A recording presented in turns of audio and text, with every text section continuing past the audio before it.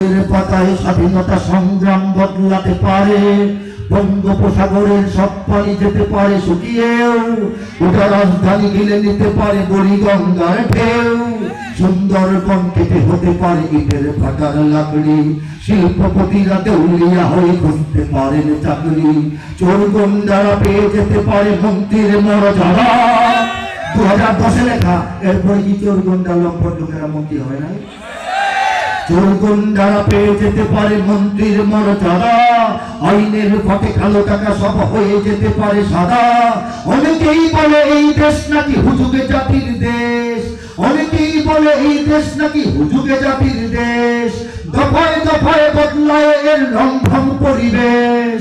তাই বলে ইসলাম তো এদেশে হুজুগে হবে না শেষ, হুজুগে হবে না শেষ।